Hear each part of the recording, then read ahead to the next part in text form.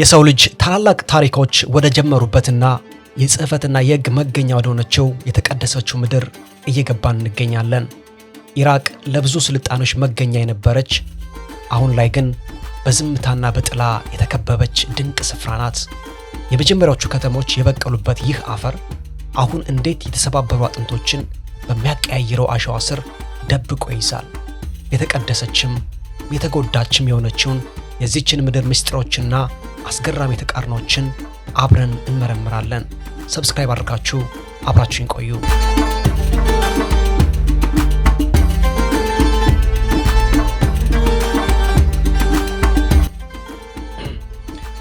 እያንዳንዱ የአሸዋ ቅንጣት የክብርና የሞገስ የግርምት ታሪኮችን በሚያንሽኳሽኩበት ስፍራ ላይ ሙቀት ብቻ ይሰማል። አንዳንድ ከተሞች የሚኖሩት በዛሬው ጊዜ ብቻ ነው። ባግዳድ ግን በሁሉም ዘመናት ውስጥ በአንድ ጊዜ የምትኖር ከተማ ናት። ፀሐይ ስትጠልቅ በጤግሮስ ወንዝ አጠገብ ስትቆሙ የመኪናውን ድምፅ፣ የሶላት ጥሪውን አልፈው የገጣሚዎችን ነፍሳት ሲያንሽኳሽኩ መስማት ትችላላችሁ። ወንዙ የጥበብን የጦርነትንና የድንቅ ነገሮችን ትዝታ በዝግታ በሚፈሰው ቡናማ ውሃው ውስጥ ይዞ እንደ ጥንታዊ ተራኪ በከተማ መካከል በድንቅ አፈሳሰሱ ይፈሳል። የባግዳድ ውበት ጮክ ያለም አይደለም፣ ትርምስ የበዛበትም አይደለም፣ በተደራረቡ ነገሮች የተሞላ ነው እንጂ። ከኮንክሪት ሕንፃዎቿ ጀርባ የወርቅ ጉልላት ያላቸው ልዩ መስጊዶቿ ይታያሉ። ሚናሬቶቻቸው እንደማይደበዝዝ ትዝታ የፀሐይን ብርሃን በሚያስገርም ጥበብ ይስባሉ።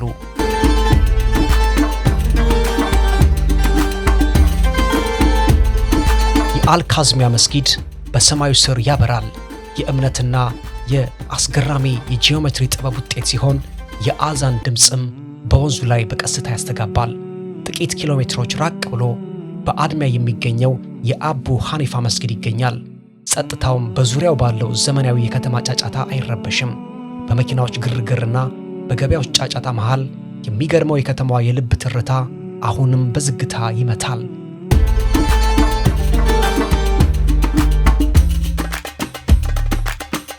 በዘመናዊቷ ባግዳድ ውስጥ በጥልቀት ከፈለጋችሁ ያ ጥንታዊ የእውቀት ጥማት አሁንም በቤተ መንግሥት ወይም ደግሞ በቤተ መጻሕፍት ውስጥ ሳይሆን በኢራቅ ብሔራዊ ሙዚየም ውስጥ ይገኛል። እዚህ በአንድ ወቅት ዓለምን እንዴት ማሰብ እንዳለበት ያስተማረችው ከተማ አሁን ከጥበቧ የተረፈውን ትጠብቃለች። በመስታወት ሳጥኖች ውስጥ ከእሳት ከጎርፍና ከጦርነት የተረፉ የስልጣኔ ፍርስራሾች፣ የጽሑፍ ጽላቶች፣ መሳሪያዎችና ምስጢሮች አሉ። ባግዳድ ድምጿን አጣ የነበረ ቢሆንም አሁን በቅርሶቹ አማካኝነት እንደገና ድምጿን ያገኘች ይመስላል።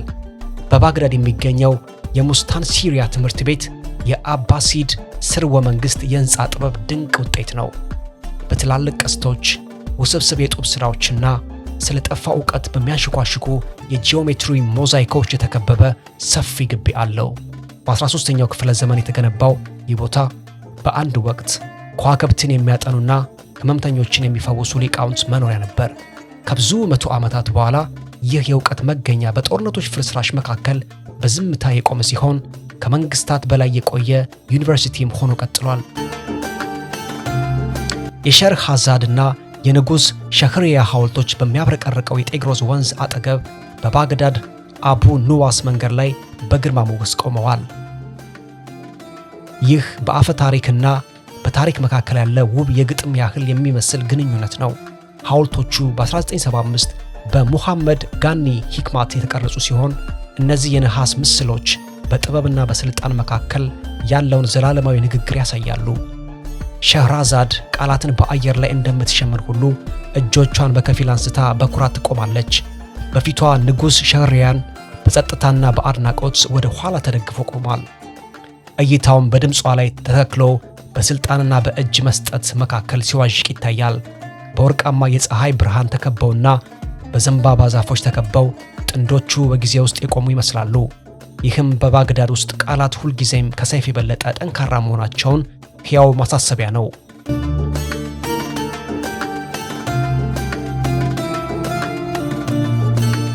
አንዳንድ ፍርስራሾች ያንሾካሹካሉ። ባቢሎን ግን በዝምታ ውስጥ ታግሳለች። ከዓለም እጅግ አስደናቂ ግዛት የተረፈው አሁን በደቡብ ኢራቅ አቧራ ስር ተቀብሮ ይገኛል። ይህ የተሰባበሩ ጡቦችና የተቀበሩ ህልሞች ስብስብ ነው። ባቢሎንም ምንም እንኳን የፈረሰች ብትሆንም አሁን ግን ትልቅ ግርማ ሞገስ አላት። ነገሥታት ሰማይን ለመንካት አልመው በቆሙበት ምድር ላይ ቆመሃል። ምናልባትም ለአንድ አፍታ ሰማይን ነክተውት ሊሆን ይችላል። በበረሃ መካከል ያለ አረንጓዴ ተራራ የሚመስሉና የኤፍራጥስን ወንዝ ወደ ሰማይ በሚሰቅሉ በሚስጥራዊ የፓምፒ ዘዴዎች የሚጠጡ የባቢሎን አንጠልጣይ የአትክልት ስፍራዎች እዚህ ተገንብተዋል ይባላል። ነገር ግን እስካሁን ማንም ሊያገኛቸው አልቻለም። አንዲት ስር ወይም ደግሞ አንድ ደረጃ እንኳን አልተገኘም። አንዳንድ አርኪኦሎጂስቶች ጨርሶ አልነበረም ይላሉ። ሌሎቹ ደግሞ በእውነት ነበሩ፣ ነገር ግን ለብዙ ዘመናት በሚያቀያይረው አሸዋ ተውጠዋል፣ ተቀብረዋል ብለውም ያምናሉ። አስገራሚው እውነታም ይህ ነው። የዓለም በጣም ታዋቂው የአትክልት ስፍራ ምናልባት ሐሳብ ብቻም ሊሆን ይችላል፣ ለመርሳት በጣም ውብ የሆነ ታሪክ። በፍርስራሾቹ መካከል ስትጓዙ በአንድ ወቅት በዓለም ላይ እጅግ ሰማያዊ የነበረውን የኢሽታር በር የፈራረሰ ግርማ ሞገስ ታያላችሁ። በላዩ ላይ የተቀረጹ አንበሶች፣ ዘንዶችና በሬዎች ራሷን ዘላለማዊ እንደሆነች በምታስብ ከተማ ላይ እንደ ጨካኝ ጠባቂዎች ተደርድረው ይታዩ ነበር። አምሳያው አሁን በበርሊን ሙዚየም መብራቶች ስር ደምቆ ይገኛል። ዋናው ግን የሚገኘው በኢራቅ ፀሐይ ስር ተኝቷል። የሚገርመው ነገር በአንድ ወቅት የዓለምን ኃያላን ነገሥታት የተቀበለው በር አሁን በሺዎች ከሚቆጠሩ ኪሎሜትሮች ርቆ በመስታወት ውስጥ ሆኖ የበረሃውን ሙቀት በማያውቁት ቱሪስቶች ይጎበኛል፣ ይታያል።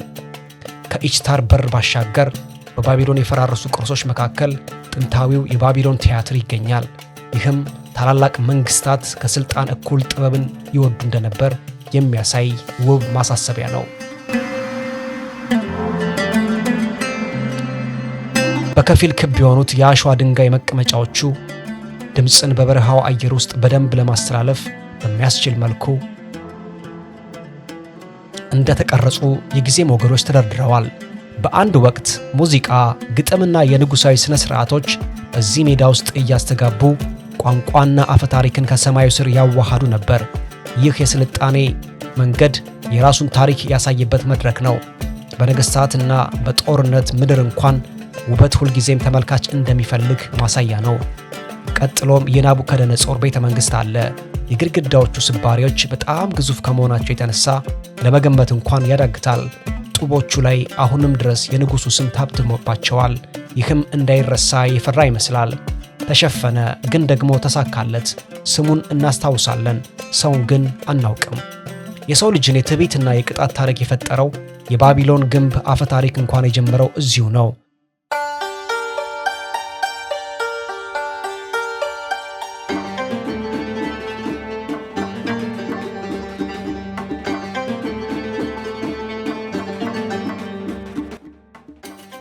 ኢተሜናንኪ የተባለው የዚጉራት ቤተ መቅደስ በአንድ ወቅት ደመናውን የሚቀድ እስኪመስል ድረስ ረጅም ነበር። መጽሐፍ ቅዱስ እግዚአብሔር ግንበኞቹን በቋንቋ እንዲለያዩ አደረጋቸው ይላል። አርኪኦሎጂ ደግሞ ጊዜም እንዲለያዩ አድርጓቸዋል ይላል። ግን ምናልባት ሁለቱም በአንድነት ያልሙ የነበሩ ሰዎችን የመለያያ መንገዶች ሊሆኑም ይችላሉ።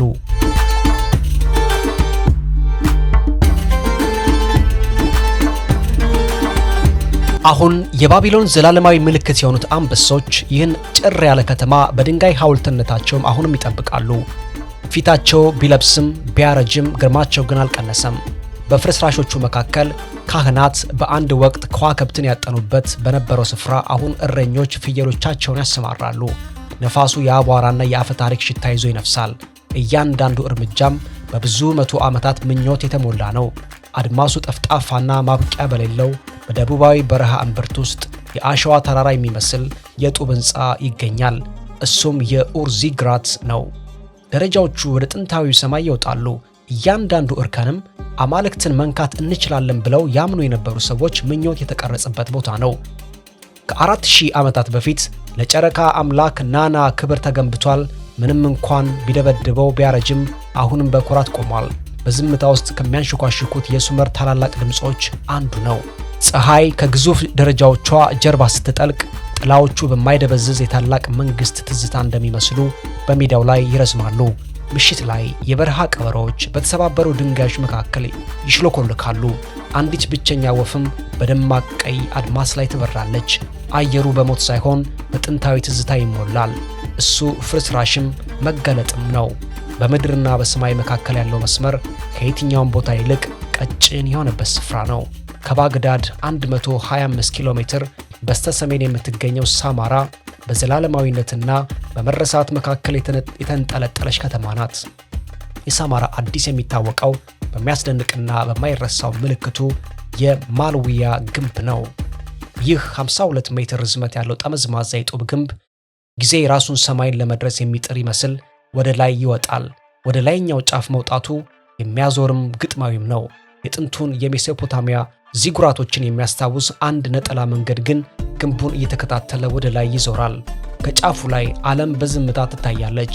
የሚያብረቀርቀው የጤግሮስ ወንዝ በከፊል የተቀበሩ ግንቦችና ጥላና ከበረሃው ባሻገር ለመገንባት የደፈረው የአንድ ወቅት ኃያል መንግስት ደብዛዝ ያለ ምስል ይታያል። እሱ ሚናሬትም ወይም ደግሞ የሶላት ጥሪ ማማ ትዝታም ነው። ወደ ሰማይ ከመውጣት ባለፈ በብዙ መቶ ዓመታት ታሪክ ውስጥ ወደ ኋላ የሚመለስ መታሰቢያ ነው።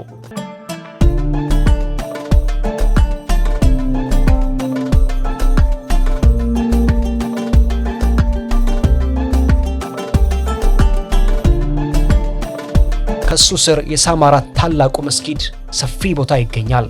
በአንድ ወቅት በምድር ላይ ትልቁ መስጊድ የነበረ ሲሆን ግድግዳዎቹ አሁን ቢረግፉም አሁንም ከግምት በላይ ግዙፍ ናቸው።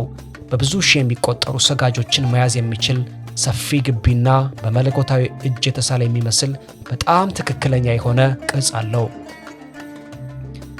የመስጊዱ ፍርስራሾች እንደ ጥንታዊ ቅርጾች ሳይሆን አሁንም መሬት ላይ እንደታተመ የእምነት አሻራ ይሰማሉ። በወንዙ ዳር የአላሽቂ ቤተ መንግሥት ይገኛል። እሱም እንደ ሰላም ትዝታ ወደ ውሃው የሚወስዱ ደረጃዎች ያሉት የፍቅረኛሞች ቤተ መንግሥት ነው። የኖራ ግድግዳዎቹ አሁንም በበረሃው ነፋስ ፊት ደካማ የሆኑ ውብ የአበባ ቅርጾችን ይዘዋል።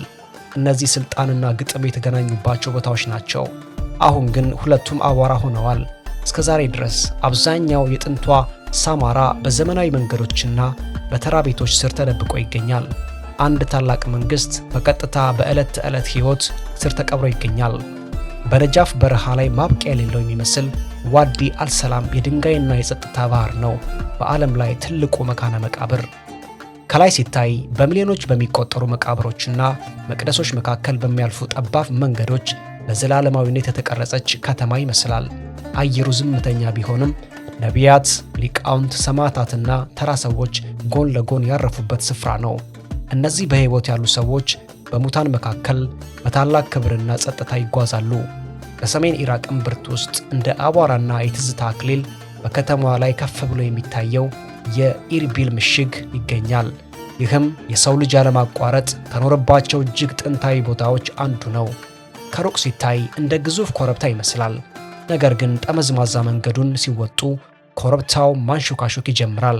ከእግሮ ስር ያለው እያንዳንዱ የአፈር ንብርብር የአንድ ክፍለ ዘመን ታሪክ ነው። እያንዳንዱም ጡብ መጽሐፍ ካላቆመ ታሪክ ውስጥ ያለ አንድ ገጽ ነው።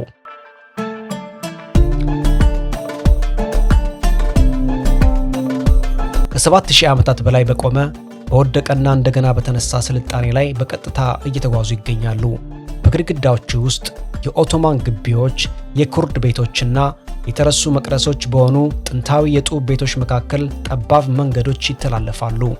አሰራሩ ተራ ቢመስልም ጥልቅ ትርጉም አለው።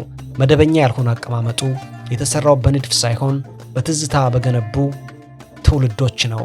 ከጥንታዊ ድንጋይ የተገነባው ግንብ በግርማ ሞገስ ወደ ላይ ይወጣል።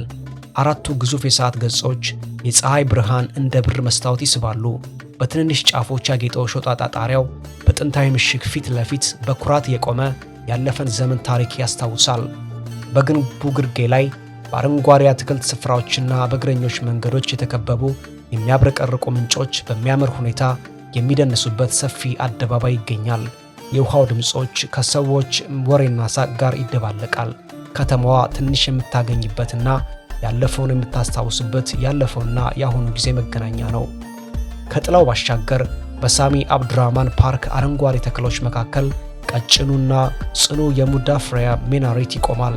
በ12ኛው ክፍለ ዘመን መገባደጃ ላይ በሙዛፈር አልዲን ኮክብሪ ድጋፍ የተገነባው ይህ ግንብ 36 ሜትር ይረዝማል። 8 ማዕዘን ያለው አካሉ በኩፊክ ጽሑፎችና በውስብስብ የጡብ ቅጦች ያጌጠ ሲሆን በየሰዓቱ በሚለዋወጠው የፀሐይ ብርሃን ልዩ ውበት ያሳያል። በደቡባዊ ኢራቅ መሃል የሳዋ በረሃ ጊዜ የቆመ የሚመስል የዝምታ የቃሊላ ዓለም ነው። አሸዋው እንደ ወርቃማ ውቅያኖስ እየተወዛወዘ ማብቂያ የሌለው ይመስላል። ነገር ግን በዚህ ሞቃታማና ባዶ ምድር ውስጥ ሕይወት አለ። የግመል ተጓዦች ጥላዎቻቸውን በሚያቃጥለው ፀሐይ ስር እያረዘሙ አሸዋማውን ኮረብታ ያቋርጣሉ። ለመገመት የሚከብድ ቦታ ነው። በ21ኛው ክፍለ ዘመን ውስጥ አሁንም ሕያው ሆኖ የሚታይ የጥንታዊ ዓለም ትዕይንት፣ የታሪክ ቅርስና አሻራ። የሳማዋ እውነተኛ አስገራሚ ተቃርኖ የሚገኘው በልቧ ውስጥ ነው። በደረቅ በረሃ የተከበበውና የሚያብረቀርቀው የሳዋ የጨው ሐይቅ ወደ ውስጥ የሚገባም ሆነ የሚወጣ ወንዝ የለም። ሆኖም ግን ከአሸዋ ውስጥ እንደሚያይ ሰማያዊ አይን ጸንቶ ይኖራል። ሳይንቲስቶች የጂኦሎጂ ምስጢር ይሉታል። የአካባቢው ሰዎች ደግሞ ተአምር ይሉታል። ለዘመናት ዘላኖች ሐይቁ በመናፍስት ኃይል ይጠበቃል ብለው ያምኑ ነበር። ምክንያቱም በድርቅ ጊዜ እንኳን ፈጽሞ አይነጥፍም፣ አይጠፋም። ጥቂት ኪሎ ሜትሮች ራቅ ብሎ የጥንቷ ሜሶፖጣሚያ እርጥብ መሬት አካል ወደ ሆነው የቺባይሽ ረግረጋማ ቦታዎች ሲቃረቡ ሌላ ዓለም ውስጥ የገቡ ይመስላል። ጊዜ መሄድ የረሳበት የሚያብረቀርቅ የውሃና የሸንበቆ መተላለፊያ። እዚህ የረግረጋማው አረቦች በሚንሳፈፉ የሸንበቆ ቤቶች ውስጥ ይኖራሉ። ሞተር ጀልባዎች እንደ መስታወት ለስላሳ በሆኑ የውሃ ገንዳዎች ላይ ይንሸራተታሉ።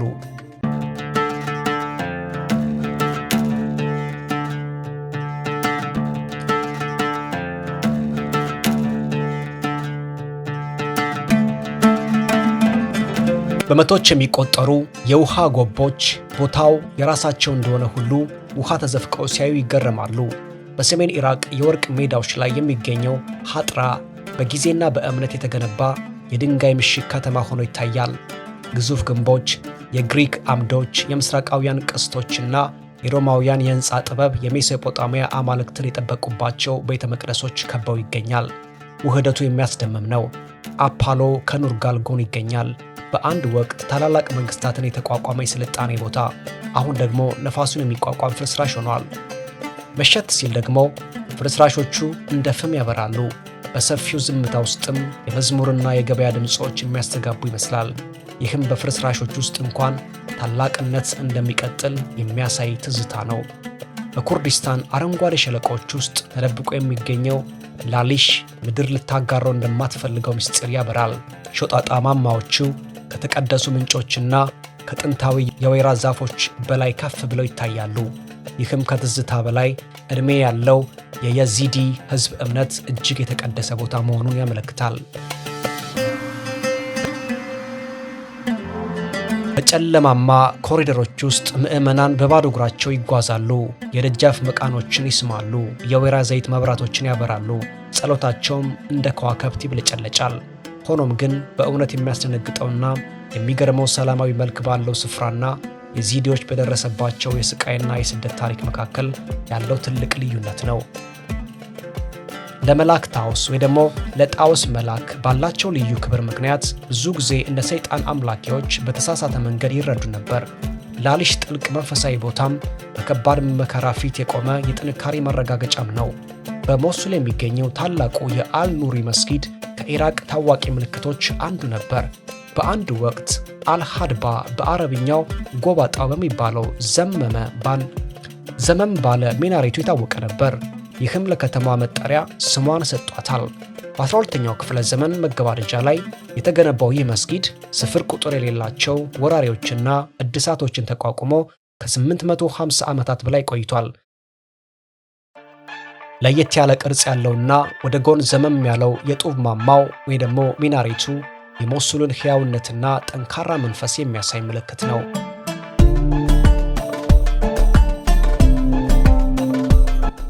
በሚያሳዝን ሁኔታ መስጊዱም ሆነ የሚወደደው ማማው 2017 እንደ ፈረንጆች አቆጣጠር የሞሱል ጦርነት ወቅት ወድመዋል።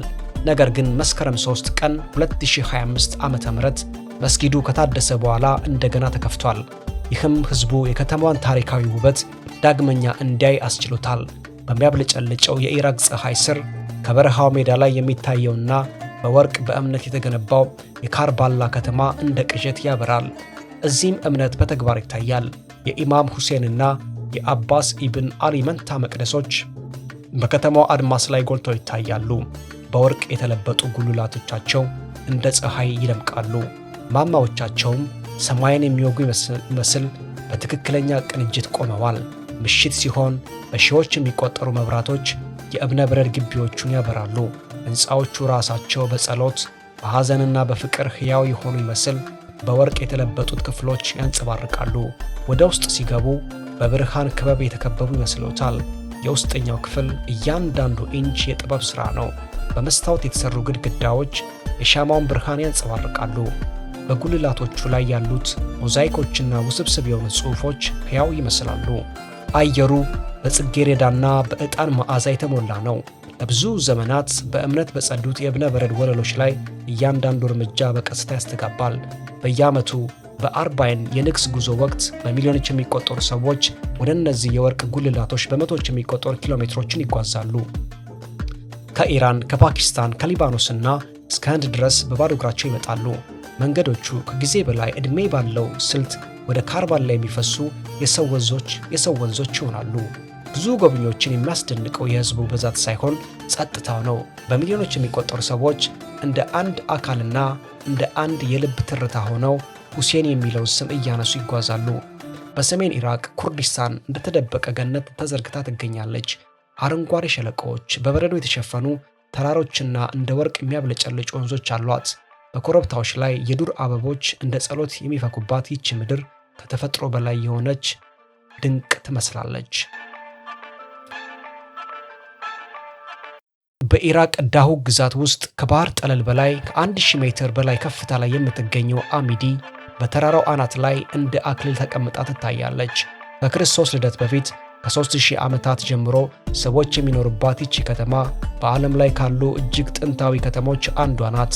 በአንድ ወቅት የአሦራውያን የፋርሳውያንና የኦቶማን ምሽግ የነበረች ሲሆን ጠባብ የድንጋይ መንገዶች በጥንታዊ በሮችና በፈራረሱ ግንቦች ውስጥ ያልፋሉ። የባዲናናን በርም እስከ ዛሬ ድረስ ያለው ታሪክ ዝምተኛ ጠባቂ ሆኖ ቆሟል። ከከተማዋ ጠርዝ ላይ ሆነው ሲመለከቱ አድማሱ በጭጋግ ሸለቆዎችና በሾሉ ተራሮች ላይ ይረዝማል።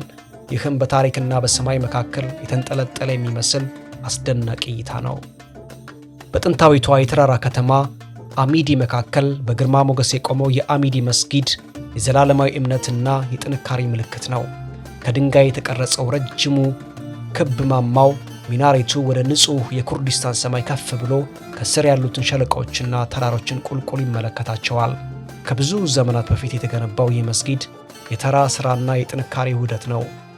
የመንግሥታትን መነሳት መውደቅ የታዘበ የእምነት ምሰሶ። በዚች ምድራዊት ገነት ውስጥ የጋሊ አሊ ቤግ ፏፏቴ በተራራዎቹ መካከል እንደ ሰማይ የልብ ትርታ በኃይል ይፈሳል። ውሃው ከገደሎች ላይ ቁልቁል ሲወርድ የፀሐይ ብርሃን ወደ ቀስተ ደመናነት በመቀየር በአረንጓዴ ኩሬዎች ላይ እንዲደንስ ያደርጋል።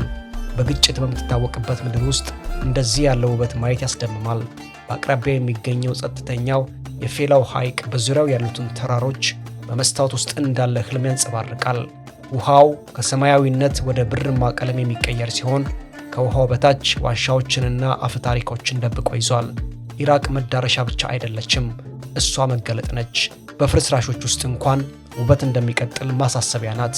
ከፈራረሱ መንግስታት አቧራ ውስጥ የሰው ልጅ ሁልጊዜ እንደገና የሚጀምርበትን መንገድ ያገኛል። ከእያንዳንዱ የፈረስ ግንብ ጀርባ አሁንም ሕያው ታሪክ አለ። በዚች ምድር ላይ ባለ እያንዳንዱ ጠባሳ ውስጥ ደግሞ የጥንካሬ ትምህርት ይገኛል። አበቃው። መልካም ጊዜ።